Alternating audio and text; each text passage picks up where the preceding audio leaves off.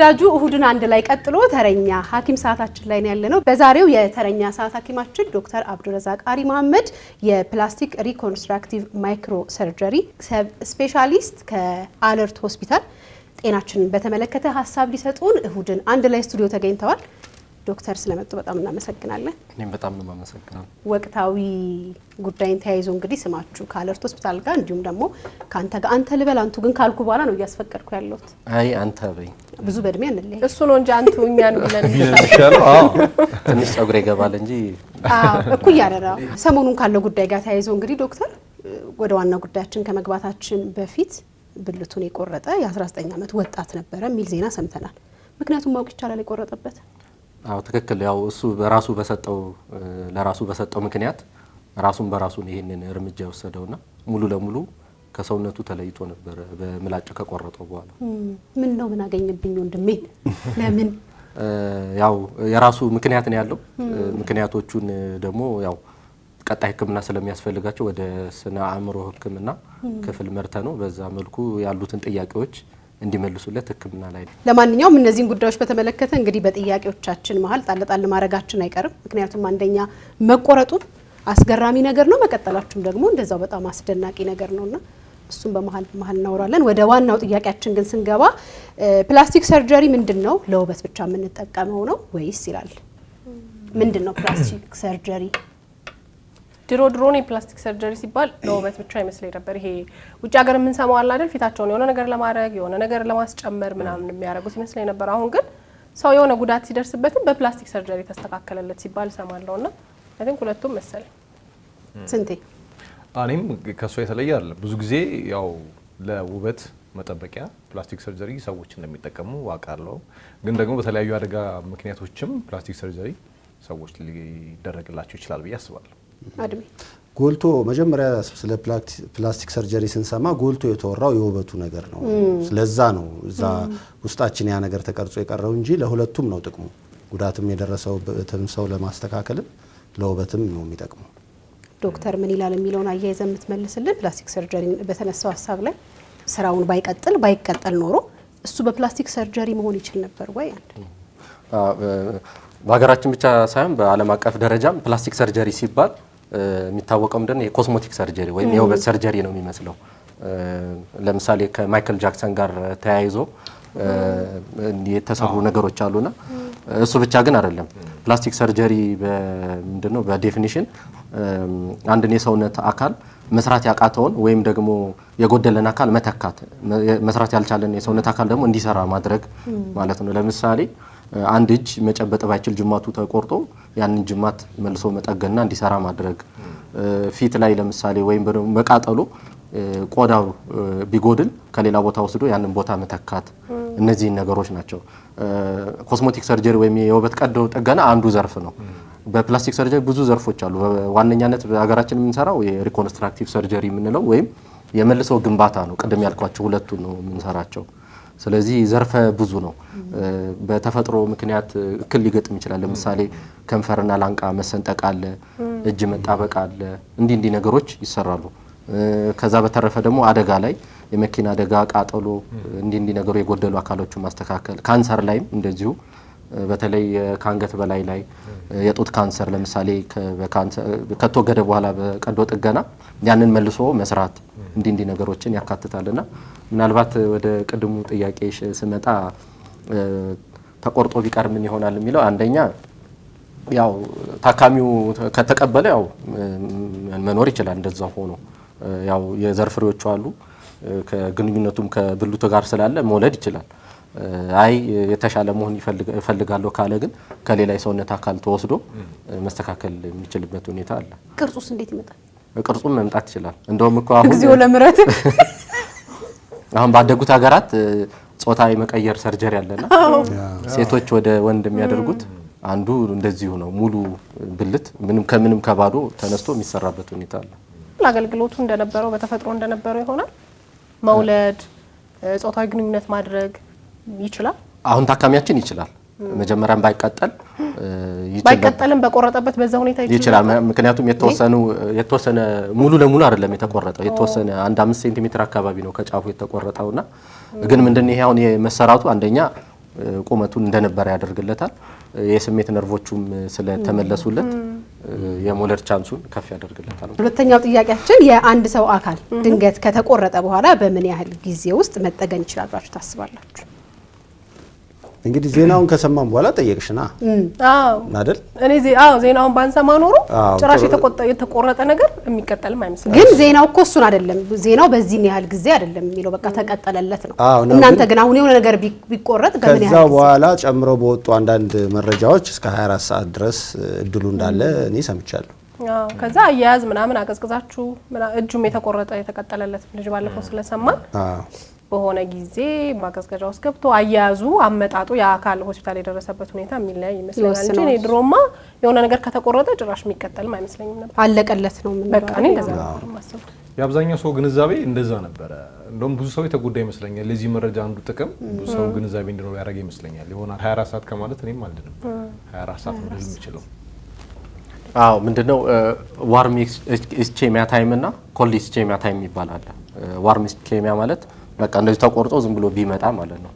ኮልድ ኢስኬሚያ ማለት ደግሞ በማቀዝቀዣ ተደርጎ ቢመጣ ማለት ነው። ስለዚህ ዋርም ኢስኬሚያ ታይሙ በጣም አጭር ነው። ዝም ብሎ እንደዚህ ከመጣ መልሶ ለመቀጠል ያለው እድሉ በጣም ዝቅ እያለ ነው የሚመጣው። ጎልደን አወር የሚባል አለ። ቶሎ መምጣት ካለበት በ4 ሰዓት ውስጥ ቢመጣ በጣም የተሻለ ነው። አለበለዚያ ግን በማቀዝቀዣ ሆኖ ከመጣ አንዳንድ አካላት እስከ 24 ሰዓት ድረስ የሚቆዩበት አለ እና እንደ ተቆረጠው አካል ይወሰናል። ለምሳሌ ጡንቻ ያለው አካል ከሆነ ቶሎ መምጣት አለበት። ቶሎ የመሞት ባህሪ ያላቸው ጡንቻ ያለው አካላት ማለት ነው። ጣት፣ ብልት እንደዚህ አካባቢ ደግሞ ጡንቻ ስለሌላቸው እነሱ ደግሞ ረዘም ያለ ሰዓት እንደተባለው እስከ 24 ሰዓት ድረስ የመቆየት ቻንስ አላቸው። በጣም ጥሩ ዶክተር። እንግዲህ ይሄ ነገር የተሰራው በጣም ያኮራንም ነገር እንደ ሀገር በጣም የኮራንበት ነገር በእኛው ዶክተሮች እዚሁ እኛ ሀገር ባለ ተቋም ነው የተሰራውና አለርት ሆስፒታል ሌላ እንደዚህ አይነት የሚሰሩ የፕላስቲክ ሰርጀሪ ይሄ ከባድ የፕላስቲክ ሰርጀሪ ስራ ይመስለኛልና ሌላ አገልግሎቶችም አሉ የሚሰጡ። ከመቼ ጀምሮ ነው አለርት ይሄ ነገር መስጠት ጀመረ? አለርት ሲቋቋም መጀመሪያ ለስጋ ደዌ ወይም ለሌፕረሲ ሕክምና ተብሎ ነበረ። በኋላ ነው የተስፋፋ መጥቶ በጊዜ ሂደት አሁን ያሉትን የማዋለድ የህፃናት ሁሉንም መስጠት የጀመረ የዛሬ 80 ዓመት አካባቢ ነው የተመሰረተው። በኋላ በአፍሪካ አንድነት ድርጅት በአጼ ኃይለ ሥላሴ ጊዜ በአፍሪካ አንድነት ድርጅት መሪዎች የሌፕረሲና የቲቢ የህክምናና የምርምር እንደዚሁም የትምህርት መስጫ ተቋም እንዲሆን ተብሎ የተመሰረተ ነውና አሁን ሁሉንም ማለት ይቻላል አገልግሎቶች ማግኘት ይቻላል በአለርት ሆስፒታል። ይመስላችሁ ነበር? ነው አይመስለኝም። አለርት እንደዚህ አይነት አገልግሎት አለርት ሲባል ብዙዎቻችን የቆዳ በሽታ ጋር የተያያዘ ነበር እና እንደውም አንዲት ሴት አይቼ ነበር በካንሰር ምክንያት ጡቷ ኦልሬዲ አንድ ጡቷ ተወግዷል። ከዛ ግን ጡት የሚመስል ነገር ግን አላት በደንብ የተሰራና ምንድነው ብለን ስንጠይቃት አለርት እናንተ ጋር እንደተሰራላት ነገረችና በጣም ገረመኝ። ኢትዮጵያ ውስጥ ያለም አልመሰለም። በጣም ያኮራል፣ ይበል የሚያሰኝ ነው። የተቆረጠ አካል እንግዲህ በበረዶ ተይዞ ከሄደ በ24 ሰዓት ውስጥ መዳን ይችላል፣ መሰራት ይችላል ብላችሁኛል። ለምንድን ነው በበረዶ ተይዞ የሚሄደው? ያው ለመኮረጅ ነው የምገደደው። ትንሽ ፍንጭ ነገር ስላገኘው ከዶክተር ሁለት አይነት አይደል? አንደኛው ተቆርጦ ዝም ብሎ የሚጣል ነገር ይኖራል። የሚጣል ማለት የወድቅና የመሞት እድሉ ሰፊ ይመስለኛል። በበረዶ ሲሆን ግን ሴሎቻችን እንዴት ነው ቤት ውስጥ ስጋ ስናቀዘቅዝ ፍሬሻል የሚሆነው እንደዛ ይመስለኛል። ይሄም ሴሎቻችን ወይ ደግሞ የደም ስሮቻችን ንቁ ሆነው እንዲጠብቁን ስለሚያደርግ ይመስለኛል። እኔም የተለየ ነገር የለኝም ከስንቴ እንዳይበላሽ ያ የምንፈልገው ህይወት ያለው ነገር እንዳይሞት ይመስለኛል። በረዶ ሲከተል አይሞት እንጂ በእውነት የነበረውን ነገር ማቆየት አይደል በረዶ ጥቅሙ ያ ነው ይመስለኝ። ከነሱ የተለየ መልስ የለኝም። እውነትም ኮርጀዋል ወይስ እንዴት ነው ነገር ቀዝቀዝ እንዳለ ብሎ እንዲደርስ? አዎ ያው በየቀኑ እንደምንጠቀመው ያው ፍሪጅ ውስጥ የምናስቀምጠው ያው ፍሬሽ ሆኖ እንዲቆይልን ነው። ግን አሁን የኛ ጋር የሚለየው ምንድነው? ቀጥታ በረዶ ጋር ከተገናኘ አደጋለሁ። በነገራችን ላይ ህዋሳቶቹ ይሞታሉ። ቀጥታ ከበረዶ ጋር አገናኝቶ ቢመጣ እንደዛ መሆን የለበትም። ቀጥታ ሳይሆን በንጹህ ጨርቅ ተሸፍኖ ከዛ በኋላ ከተገኘ ደግሞ ንጹህ ላስቲክ ነገር ወይ የብር ማን ነው የእንጀራ ላስቲክ አይነት ነገር ከዛ በኋላ ነው በረዶ ጋር እንጂ ቀጥታ ከተገናኘ ሴሎቹ ወይም ህዋሶቹ ሊሞቱ ይችላሉ።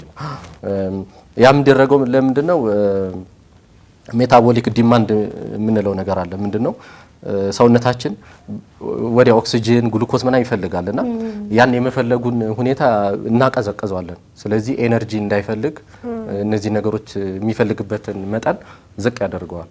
በዛ አማካኝነት በህይወት የመኖር ሁኔታውን ወይም ፍሬሽ እንዳልከው አይነት ሆኖ ስለሚቆይ ተመልሶ ሲመለስ ሲቀጠል ሰክሰስ ሬቱ ከፍ ይላል ማለት ነው።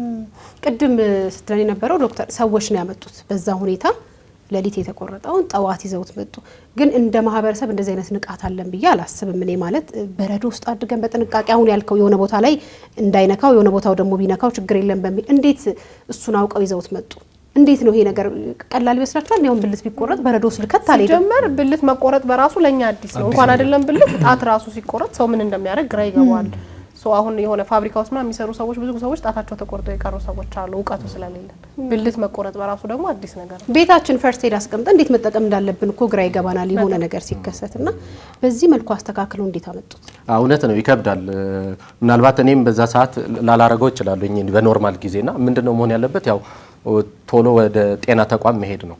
ስለዚህ እዛ ጤና ተቋም ያሉ ሰዎች ያውቃሉ እንዴት ይሄ የሰውነት አካል እንዴት መሸፈን እንዳለበት ተጸርቶ ምን ብሎ ነው በረዶ ውስጥ መግባት ያለበትና ሰዎች እንደዚህ እንዲ ምን ላርግ ምናምን ከሚሉ ቀጥታ አንደኛ ያው ጊዜውም አይሰጥም እየደማ ነው የሚሆነው ታካሚው። ስለዚህ እሱንም ዝም ብሎ በንጹህ ጨርቅ ወስዶ ወደ ጤና ተቋም ቢሄድ ያ ጤና ተቋም ያሉ ሰራተኞች ደግሞ ያውቃሉ። ስለዚህ እነሱ ወደሚመለከተው ቦታ ይልኩታል ማለት ነው። ስልክ ስታነሱ ጊዜያችሁን የምትፈጁ አይመስላችሁ? አሁን ባለን ልምድ ስልክ ስናነሳ ምናምን ይመስለኛል እንደውም ብዙ ነገር የምናበላሽ ይገርማል። ድንጋጤም ሲሆን ብዙ ጊዜ እኮ ተረጋግቶ የመፍትሄ አካል ስለማንሆን ይመስለኛል። አንድ ጊዜ አካል ከተቆረጠ በኋላ እንደ ቀድሞ በትክክል ስራውን መስራት ይችላል ብላችሁ ታስባላችሁ? እንደ አካሉ ይለያያል። ብልት ሲሆን ጥያቄ ምልክት ውስጥ ይከታል። እንደ አካሉ ይለያል። አሪፍ ነው። እውነት ነው እኮ ጋራል። እኔ እንጃ እንደነበረው ይሆናል የሚል እንትን የለኝም። እኔ እውነት ለመናገር እጅም ይሁን እግርም ይሁን ምን አይ ዶንት ኖ ትንሽ ዊክነስ የሆነ ነገር የሚኖረው ይመስለኛል። ሕክምናው እንደሚል አላውቅም። እንደነበረው ግን ይሆናል ብዬ አላምንም። እኔ እንግዲህ ዛሬ ነው ያሰብኩት እናንተ ከእውነት ለመናገር እኔ ዛሬ ነው ያሰብኩት። አዎ እና ለኔ አዲስ ነው እንደ አይነት ነገር። እሺ አሁን እንግዲህ ከረንትሊ ባለው ነገር ግን አሁን እንግዲህ ራሱ እዛ ላይ ያሉት ነርቮቹ ምናምን እንደዚህ የተባሉት ነገሮች በትክክል ከተቀጠሉ ተመልሶ እዛ ቦታ ላይ ይሆናል ብዬ አስባለሁ።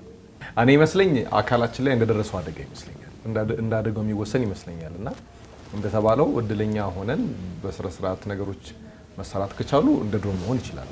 ግን ያደገው ሁኔታ ይወስኗል ባይ ነው። ምንድነው 100% ያው እንደነበረው አይሆንም። ያው ምንም አደጋ ሲኖር ለምሳሌ እንደው ጎበዝ አልኳት ናፍቆት ተያዥ ጉዳዮች ለምሳሌ አሁን ልክ ሰውነት ሰርጀሪ ለመስራት ሰውነት ልክ ሲከፈት ያው ጠባሳ ይተዋል አይደል? ስለዚህ 100% በቃ እንደነበረው ማድረግ አይቻልም። አንዳንድ ጊዜ አሁን ጠባሳ አጥፉልኝ ምናምን ይባላልና እንደነበረው ማድረግ አይቻልም። ግን የተሻለ እንዲሰራ ማድረግ ነው። ስለዚህ አሁን በዚህ ምንድነው የቀድሞ መሽናቱን ወሲብ ግንኙነት ህይወቱን ይመጣል ብለን እናስባለን። ግን 100% ልክ መጀመሪያ እንደነበረው አይነት ማለት ሳይቆረጥ እንደሚሰጠው አገልግሎት 100% ላይሆን ይችላል። እንደዛም አንጠብቅም።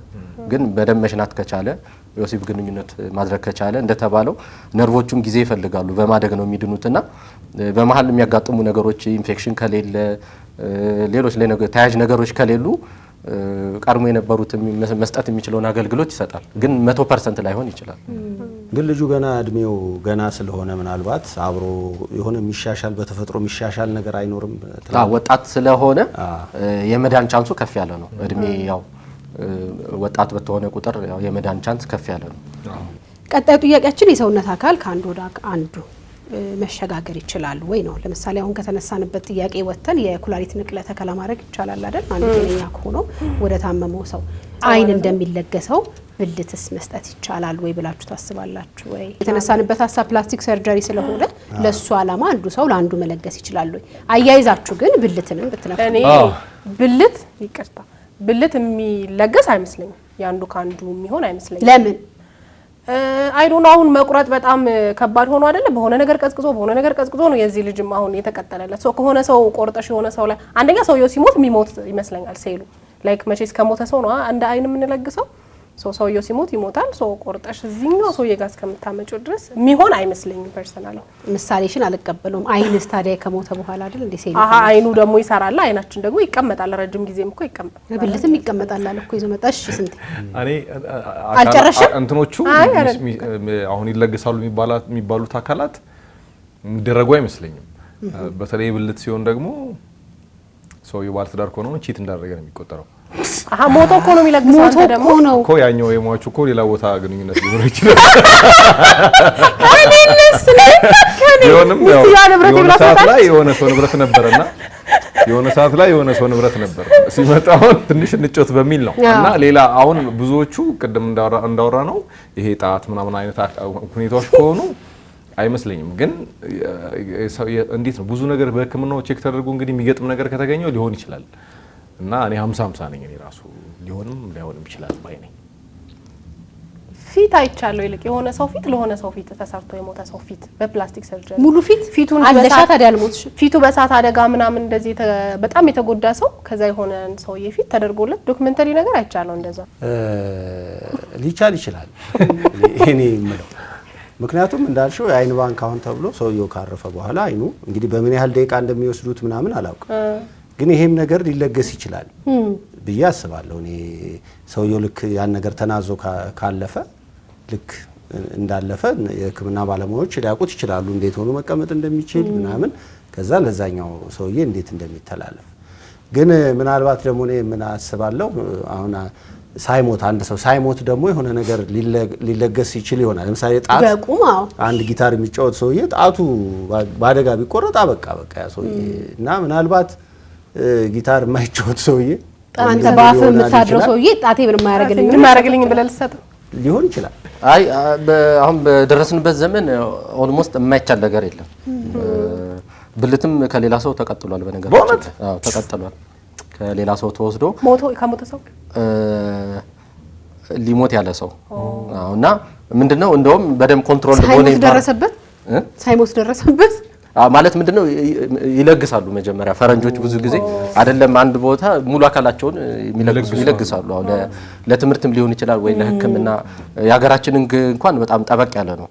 በህይወት ያለ ሰው ለምሳሌ ኩላሊት በህይወት ያለ ሰው ካልሆነ መስጠት አይቻልም። ለምን ወይ አንድ ሰው ገሎ ሊሸጥ ይችላል እንዲና በጣም ጥብቅ ነው። ኢትዮጵያ ጥብቅ ከሚባሉት ውስጥ ነው። የአይን ብሌንም እንደዚሁና በኢንተርናሽናል እንትን ግን አንድ ሰው ከለገሰ ብሬን ዴድ የምንለው ለምሳሌ አንጎሉ ሞቷል በቃ ማለት እስትንፋሱ እንትኑ መውጣት ነው የቀረው በማሽን ላይ ያለ እንደዛ አይነት እንትኖች ይለግሳሉ። ኩላሊት ሌሎች የሰውነት ቆዳ ምንም እንደዚህ። እንደውም አንድ ጊዜ ምን አጋጠመኝ ታይዋን ነበር ትምህርቴን የተከታተልኩት ለአንድ አመትና የመኪና አደጋ ነበር የደረሰበት። ሰውየው ሞቷል። ፈርሞ ነበር ድሮ ለሕክምና እንዲሰጥ በቃ በጣም በፍጥነት ነው በሄሊኮፕተር መጥቶ ምን ብሎ ወደ ሆስፒታል እኛ አጋጣሚኛ የነበርንበት ነበር። በቃ ሙሉ አካላቱ ነው የተነሳው። በቃ ጉበቱ፣ ኩላሊቱ፣ ጅማቱ ሁሉ ነገሩ ቆዳው ሳይቀር ተገፎ ምን ብሎ ለታካሚዎች የሚውልበት ሁኔታ አለና ብልትም ይቻላል። ከዚህ በፊትም እንዳልሽው ፌስ ትራንስፕላንት ተሰርቷል። ሙሉ ለሙሉ ሙሉ ፊት ተወስዶ ያውቃል ከዚህ በፊት። እጅም እንደዚሁ ተወስዶ ለሌላ ሰው ተሰርቶ ያውቃል። ምንድነው ዋናው ችግሩ የእንደዚህ አይነት ህክምና ከሰርጀሪው ባሻገር ለምን የሌላ ሰውነት እንደሆነ ያውቃል ሰውነታችንና ሪጀክት ያደርገዋል። በሁለት ሳምንት ምናምን ውስጥ ያስወግደዋል። ስለዚህ ያ እንዳይሆን እድሜ ልክ የሚወሰድ መድኃኒት አለ ሪጀክት እንዳያደርግ ያንን ይሄን የሰውነት የሌላ ሰው እንዳልሆነ የራሱ ሆኖ አምኖ እንዲቀበል እድሜ ልክ ይወሰዳል። ኩላሊት አሁን ሀገራችንም ይሰራልና አንዱ ችግር የሚመስለኝ እነዚህ መድኃኒቶች ማግኘቱ አንደኛ ውድ ነው። ሁልጊዜ በቃ መቋረጥ የለበትም እድሜ ልክ የሚወሰድ ነውና አሁን የደረስንበት ቴክኖሎጂ ይሄን ይመስላል። በደንብ ታዳሚዎቻችንም እንዲያሳትፍ ጥያቄዎቻችንን ጨርሰናል። ከነሱ ደግሞ ያለውን ጥያቄ እንመልሳለን ማለት ነው። ጥያቄ ያላችሁ?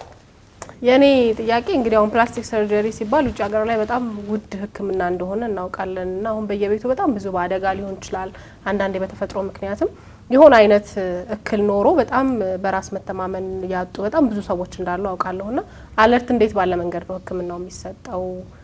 ክፍያውስ ለሁሉም ማህበረሰብ ክፍት ነው ወይ? አለርት ያው የመንግስት ሆስፒታል ስለሆነ ያው ማንኛውንም ማህበረሰብ በሪፈራል ኮምፕሬሄንሲቭ ስፔሻላይዝድ ሆስፒታል ነው። በፕላስቲክ ሰርጀሪ ደግሞ ሴንተር ኦፍ ኤክሰለንስ የምንለው ከሁሉም የኢትዮጵያ ክፍሎች ሪፈር ተጽፎላቸው የሚታከሙበት ነው። እንደ አጠቃላይ ሕክምናው በጣም ውድ ነው።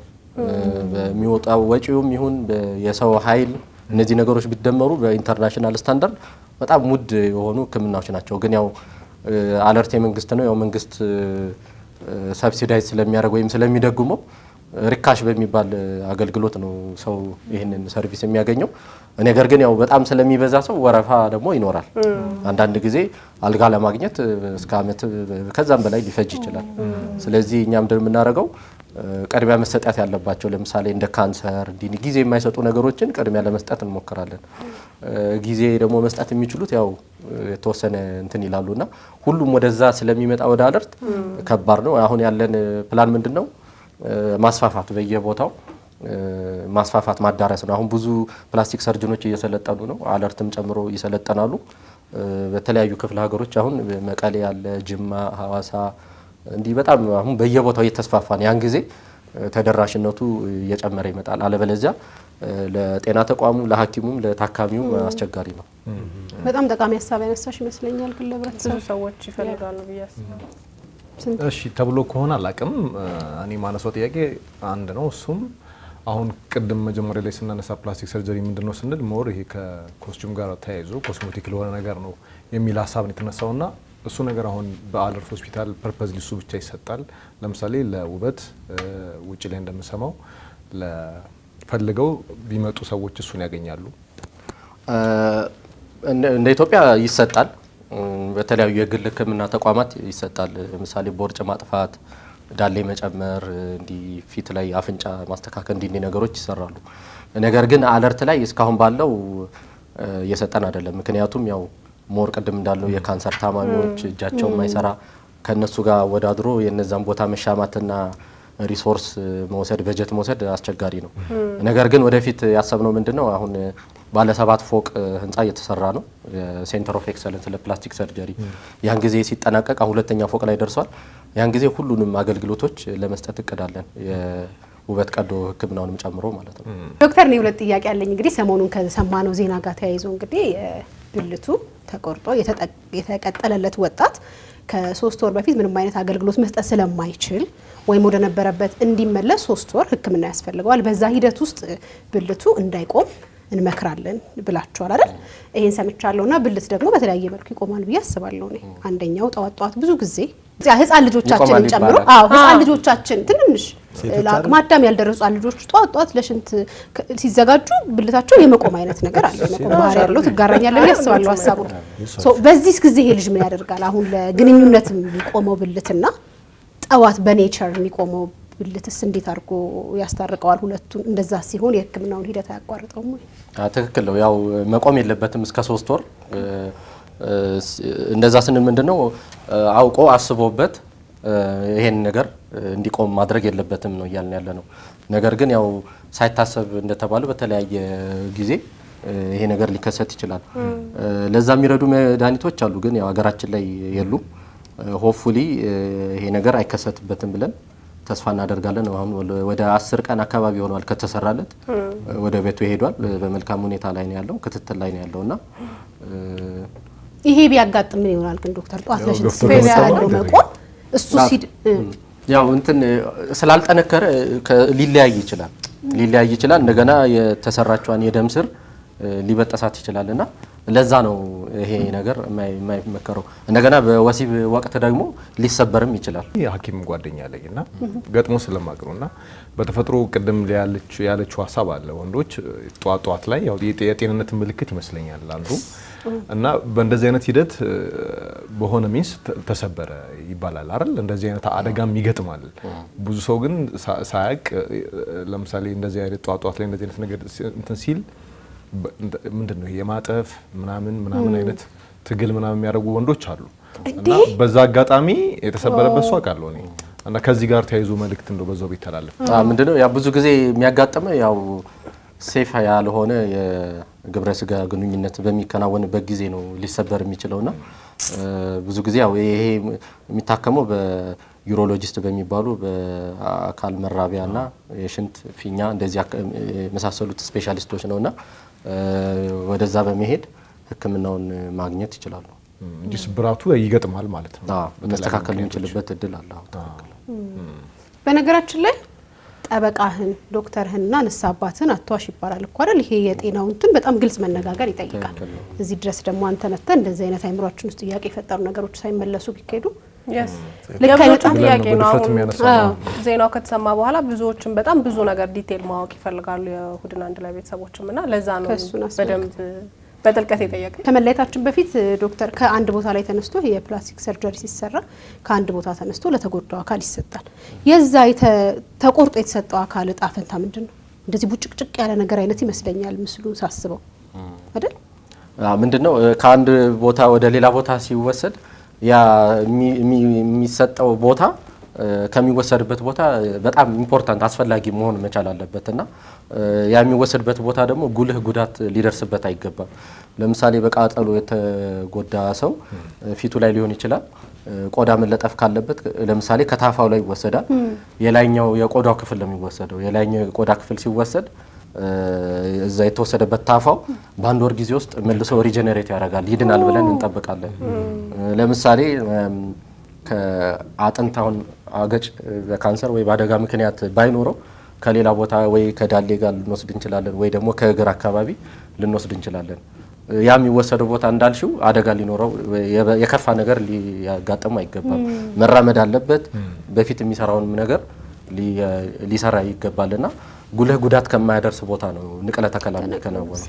በጣም ጥሩ ዶክተር፣ ስቱዲዮአችን ተገኝተ ሀሳብ ስለሰጠን ስላካፈልከን ስላስተማርከን በጣም እናመሰግናለን። እንግዲህ ከጥንቃቄም ጋር ተያይዞ ሊሆን ይችላል አንዳንድ የሚደረጉ ነገሮች የስሜታዊ ሆነን የምናረጋቸው ነገሮች የሚያስከትሉትን አደጋም ሊሆን ይችላል። ከሁሉም ነገር ተነስተክ የምትሰጠን መልእክት ካለ? እሺ፣ አመሰግናለሁ ያው ስለጋበዛችሁኝ። ምናልባት የሰሞኑን የተከናወነው ሰርጀሪ ያው አንደኛ አገልግሎቱ ምን እየተሰጠ እንደሆነ እንዲታወቅ አድርጓል። ሰውም ደግሞ ያው ጥንቃቄ ማድረግ እንዳለበት፣ ስሜታዊ ሆኖ እንዲያን ነገር ማድረግ እንደሌለበት፣ ግን ከተከሰተ ደግሞ አገልግሎቱ እንዳለ እንዲያውቁ ሆኗልና እናንተንም ላመሰግን እወዳለሁ። ሌላ ምናልባት ይሄ እንዲያስተዋውቅ ያደረገው ምንድነው ማይክሮ ሰርጀሪ የሚባል በቅርቡ የተጀመረ አገልግሎት አለ። የቀደም እንዳልነው ፕላስቲክ ሰርጀሪ የጎደለን አካል መተካት ወይም መስራት ያቃተውን አካል እንዲሰራ ማድረግ ነው። የኮስሞቲክ ሰርጀሪ ያለው እንዲ ከዛ ውስጥ አንዱ በቅርቡ የጀመረው ማይክሮ ሰርጀሪ ነው። ማይክሮ ሰርጀሪ ማለት ጥቃቅን በአይን የማይታዩ የደም ስሮች ነርቮችን በአጉሊ መነጽር መስራት ማለት ነው። ይሄም ታካሚያችን የተሰራለት የደም ስሮቹ በጣም ቀጫጭን ናቸው። በሚሊሜትር የሚለኩ ናቸው፣ በሴንቲሜትር ሳይሆን ማለት ነው። ስለዚህ አሁን ይሄ ሰርቪስ ሀገራችን በቅርቡ ገብቷል። በዋነኛነት የሚጠቀሙት ከአንገት በላይ ያሉ የካንሰር ታካሚዎች፣ የጡት ካንሰር ኖሯቸው በሰርጀሪ የተወገደላቸው፣ የመኪና አደጋ ደርሶ እግራቸው አካባቢ መሸፈን ያልተቻለ ለመቆረጥ የደረሰ ወይ አጥንቱ ወጥቶ ሙሉ ለሙሉ ምን ባዶ ከሆነ እንደዛ አይነት አደጋ የደረሰባቸው ሰዎች በዚህ በማይክሮ ሰርጀሪ በምንለው የንቅለ ተከላ ሕክምና አማካኝነት ይሄ አገልግሎት ይሰጣል። እንዴት ነው የሚደረገው? ቀደም እንዳልኩት ከእግር ላይ ሁለት አጥንት ነው ያለው። ለምሳሌ ቲቢያና ፊቡላ የሚባል ከነደም ስሩ አንዷን አጥንት ከነደም ስሩ ወስዶ ለምሳሌ አገጭ ላይ ከሆነ ችግር ያለው ያገጭሉ ክፍተቱ አስገብቶ የደም ስሩን ከአንገት ካሉ የደም ስሮች ጋር ማገናኘትና ስለዚህ ወዲያውኑ ህይወት ይዘራል ማለት ነው። ልክ ኩላሊት ካንዱ ሰው ወደ ሌላ ንቅለ ተከላ እንደሚደረገው ይሄኛው ደግሞ ከራሱ ከሰውየው ነው። ከሰውየው ከአንዱ አካል ወደ ሌላ አካል ንቅለ ተከላ ማድረግ የሚቻልበት እንትን ነውና እንደዚህ አይነት አገልግሎቱ ኢትዮጵያ ውስጥ ተጀምሯል። ይህንን አገልግሎት የሚፈልግ ያው በጤና ተቋሞችን መምጣት ይችላል። አልኮራችሁም? ግን እንደዚህ አይነት በእውነት እናንተን የመሰለ አለርትን ያህል እንግዲህ በጣም ከጥንት ጀምሮ የነበረ ነው፣ ብዙ አገልግሎት ሲሰጥ የነበረ አሁን ደግሞ ተሻሽሎ በዚህ አይነት መልኩ መምጣት ለሁላችን የሚያኮራል። እንዲሁም ደግሞ እናንተን የመሰለ ባለሙያ ስላለን በጣም ነው የምንኮራው። እንደ ዶክተር አይነት ባለሙያ ያለ ብላችሁ ታዲያ ብልታችሁን ስትቆርጡ ሁላችሁ ደግሞ ሁሉም ብልት አይቀጠልም አይደል? አይቀጠልም ሁሉም ብልት። የዛሬው መፈክራችን እሱ ነው። ምን እንበል? ሁሉም ብልት አይቀጠልም። ስለዚህ ብልታችሁ ለምን አይቀጠልም? ጋር ሳንደርስ አይቆረጥም። ሁሉም ብልት አይቆረጥም። ሁሉም ብልት አይቀጠልም። ማቋረጥ የለበትም። ማቋረጥ የለበትም። በጣም እናመሰግናለን። እኔም በጣም ነው የማመሰግነው። እሺ እሁድን አንድ ላይ ይቀጥላል። መልካም ጊዜ